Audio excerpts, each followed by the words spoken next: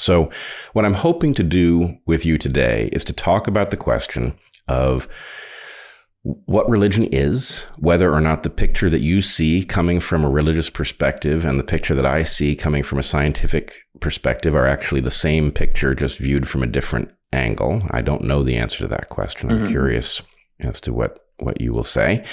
And then the question, the one that I think is really important, is given the picture that we can agree on, whatever the overlap may be, what is its implication for how we should view these questions that have historically been cast in religious terms? What is it that we moderns should do in light of the information about what we now seem to know? Yeah, that makes a lot of sense. Yeah, I think that's a conversation I was hoping to have with you. So that sounds great. Great. Anywhere in particular you want to start? I think that maybe I can, because I've heard your explanation about, the function of religion, let's say, or the theory of religion. And the way that I like to present religious pattern is maybe a lot wider than the way it is presented socially. I tend to actually not like the term religion as a very specific, very narrow type of behavior that we have. And I like to understand religion in general as the manner in which we bind together. That is, the things that we do as humans to bind us together into groups in general, bind us together towards higher purposes is maybe the best way to understand it. That is, we organize our behavior in a certain manner, which makes us able to exist as higher beings or higher units. When I say higher beings, I mean, families, countries, higher. But that is also analogous to the manner in which we cohere inside ourselves, because a human being is also made of different parts and different aspects, different thoughts, different desires, there's all these things competing inside us for supremacy, you could say, or for attention. And the manner in which we cohere those aspects together will be part of what we tend to call religion, which is why religion has a individual aspect, whether it's prayer, worship, meditation, depending on the different religious practices. But then that scales up to the social level. Well, you'll have ritual behavior, you'll have sacrifices, you'll have common worship, circumambulation of important places or important things that bind us together.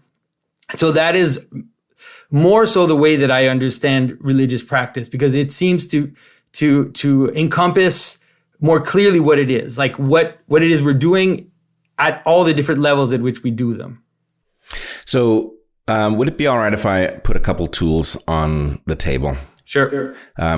First, I want to start with the question of faith in science, because I really think one of the reasons that people misunderstand the status of religion, however we describe it, when it comes to scientific explanations, is that we do not do a fair job of correcting for the way scientists work on other questions. And I think the more I think about this, the more important I think it is. When I talk to most scientists about the question of faith, it turns out that most scientists have the belief that they are functioning without any faith at all. And there are exceptions to this. There are scientists who very often have to be careful in their academic context not to speak too publicly about it. There are scientists who do have a separate faith, right? They go to church or temple or whatever it might be. But they tend to see faith as something absent from their scientific practice. Now, to me, this seems absurd. I literally think it is impossible to do scientific work without any faith. And basically, I would argue that faith are things that you take without evidence. The fact that you are a being that is capable of observing a universe, which it is necessary that you are in order to do scientific work, is something you cannot prove. And yes, we can say, well, Descartes proved it, but I don't think he really did. I think what he did is he took the first cheat and he said, let's just assert that I exist and that I know because I'm thinking, and go from there. And my point would be, if you really scrutinize Descartes' proof, you will discover it's not a proof, it's a leap of faith. Yeah. And if you don't make it, then you will literally spend your entire career attempting to solve this unsolvable puzzle, which will be a waste of time because you won't do it. Or you can make that leap of faith and you can say, assuming that I am a being who can observe the universe, then here's the science that I'm going to do. And so, to make a long story short, scientists work to minimize the amount of faith necessary in the explanations of the universe that they come up with, but you cannot bring it to zero.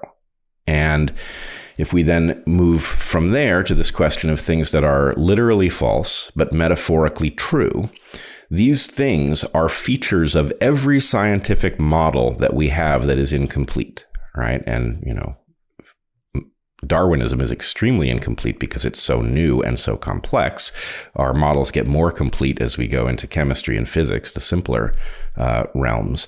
But the point is, all of these things involve places where our explanations aren't very good and where we fill in some feature of the model that we cannot demonstrate, but that functions well enough if we operate on the basis of it. So what I'm getting at is religions may be largely based on literally false, metaphorically true beliefs, and science starts out based on those things and whittles them away, but can never get to zero. But really, these two realms have the same characteristic, which is that they depend on us being able to skip certain levels of explanation in order to do the job of the whole.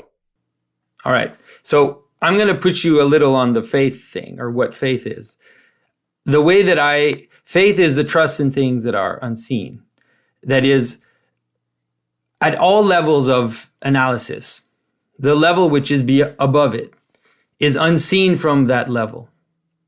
Okay, so what I mean is that if you're analyzing something at a molecular level, you can never see the apple. You'll see its constituents. If you go down, same problem. If you go up, same problem. If you're talking about the apple and an orchard, if you're looking at the level of the apple, you'll never see the orchard. And so what faith is that move between levels.